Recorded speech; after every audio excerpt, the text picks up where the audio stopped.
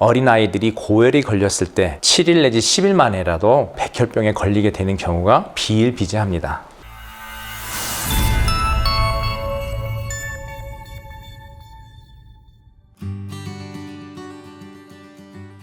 안녕하세요, 김성동 약사입니다. 오늘은 좀 무거운 주제이죠. 백혈병에 관한 이야기입니다. 아시죠? 마리 퀴리 박사님이라고 라듐, 폴로늄 발견으로 노벨 화학상을 수상하셨는데 공교롭게도 본인이 발견한 라듐, 폴로늄 때문에 방사능의 피폭에 의해서 백혈병으로 돌아가시게 됐죠. 우리는 가끔 내가 무심코 한 선택 때문에 전혀 예상하지 못했던 치명적인 재앙과 맞닥뜨릴 때가 많죠. 어린아이들이 고열이 걸렸을 때 어머니가 무심코 준 해열 진통제 때문에 7일 내지 10일 만에라도 그 무시무시한 백혈병에 걸리게 되는 경우가 비일비재합니다. 암 하면 어떻습니까? 연령이 증가할수록 발생률이 높아지게 되겠죠. 위암의 경우를 예를 들더라도 나이가 증가할수록 발생률도 높아지고 있습니다.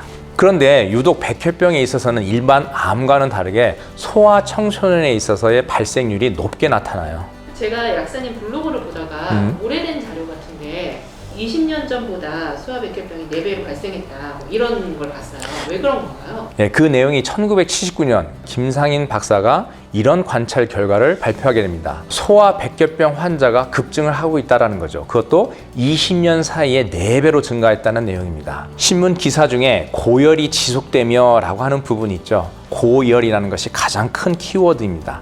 즉 백혈병이 발생을 한 원인이 고열과 관계성이 있다는 거죠. 그러면 옛날 어린아이들은 고열이 안 났을까요? 아이들은 특성상 감기에 걸리게 되면 고열이 났겠죠. 하지만 대처 방법은 다르겠죠. 20년이라는 것을 왜 이분이 주목하게 됐을까요? 20년 전이라면 1959년 전쟁의 상흔이 다 가시기 전인 내용이죠. 그때는 어떻겠습니까? 아이들이 아팠다고 가정을 했었을 때 해열 진통제를 구비해서 상비약으로 놓고 먹일 수 있는 가정이 몇 곳이나 됐을까요? 이제 70년대가 들어서면서 우리나라도 이제 산업화 근대화가 되면서 어떻게 됐습니까? 형편이 좋아지니까 약국에 가서 해열 진통제도 쉽게 구할 수가 있고 병원에 가서도 해열 진통제를 주사로 쉽게 맞을 수 있는 환경이 되었겠죠. 서울대 병원에서 백혈병에 대한 정의를 이렇게 내렸어요. 혈소판의 감소, 그리고 빈혈 증상, 그리고 출혈 경향이 나타난다로요. 공교롭게도 아세트아미노펜의 해열 진통제의 부작용란을 보면 혈소판 감소, 과립고 감소, 혈소판 기능 저하, 빈혈, 서울대학 병원에서 내렸던 백혈병의 정의와 거의 동일하죠. 이렇듯이 해열 진통제가 백혈병이라는 무시무시한 질병을 일으킬 수 있는 원인 물질이 된다라는 것이죠. 내내지 채널에 있는 동영상 중에 감기가 백혈병이 원인이 될 수 있다는 동영상을 꼭 참조해서 보시기 바랍니다. 제가 해열 진통제가 소아 백혈병의 주된 원인이라 이렇게 말씀을 드리면 비약이 심하다라고 하시는 분들이 간혹 있는데 그렇지가 않습니다. 1998년도 자마지의 발표에 따르면 1994년, 그러니까 지금으로부터 약 30년 전에 그때 이미 심각한 약물 부작용으로 한 해 220만 명이 병원에 입원을 한다고 그랬어요. 그 중에서 10만 명은 치명적 부작용, 즉 거의 사망에 가까운 그런 약물 부작용을 겪는다라는 부분을 발표한 내용이죠. 지금까지의 설명이 납득이 되어지기도 하지만 머릿속에서 잘 정리가 안 되실 거예요. 그렇게 어마어마한 질병인 백혈병이 과연 그 사소한 해열 진통제의 부작용 때문이라고 이런 이제 의문이 드실 텐데, 자, 우리가 계란을 삶게 되면 잠시 후에 삶은 계란, 즉 단단해진 계란이 돼버리죠. 이처럼 우리가 정상 체온일 때는 효소가 원활하게 작동을 하게 되지만 고열이 나게 되면 효소도 단백질이기 때문에 그 효소의 활성이 떨어지게 됩니다. 근데 아이들이 감기에 걸리게 되면 다 고열이 나게 되죠. 따라서 고열이 났을 때 어머님들이 선택하시는 해열 진통제의 부작용이 그때 급격하게 나타나는 겁니다. 고열일 때 해열 진통제를 해독하는 효소의 기능이 마침 그때 가장 떨어져 있게 되죠. 그러니까 그때 해열 진통제의 부작용이 가장 강력하게 나타납니다. 해열 진통제의 부작용이 뭐와 동일하다고요?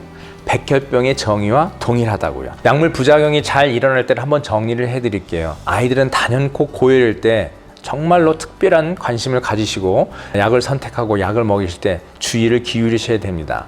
그 다음에 일반적으로 비타민, 미네랄이 부족하거나 고강도의 스트레스를 받거나 제가 다른 영상에도 소개해서 말씀을 드렸던 체액, 그 중에서도 간질액이 부족할 때 그리고 술을 자주 마신다든지 화학 물질에 자주 노출되는 경우라면 약물을 선택하시고 복용을 하실 때 크게 주의를 하셔야만 됩니다. 백혈병을 차단하는 방법이나 약물 부작용을 줄이고 혹은 차단하는 방법이나 거의 동일합니다. 어린아이가 열이 나게 되면 자연스럽게 해열 진통제를 선택하게 되고 그 열이 잘 안 떨어지게 되면 더 많은 해열 진통제를 먹이게 되죠. 그래서 도미노 현상이 일어나게 됩니다. 열을 떨어뜨리기 위해서 선택했던 해열 진통제가 나중에 7일이나 10일이 지나서는 백혈병이라고 하는 무시무시한 질병의 형태로 바뀌게 되기 때문에 그렇죠. 그래서 중간에 그것을 차단을 해야 됩니다. 차단을 하려면 제일 좋은 것은 해열 진통제를 안 먹이는 것이 제일 중요하겠죠. 만약에 먹어서 어떤 부작용이 일어날 가능성이 생겼다라고 판단이 된다면 그때 적극적인 조치를 하셔야 되는데,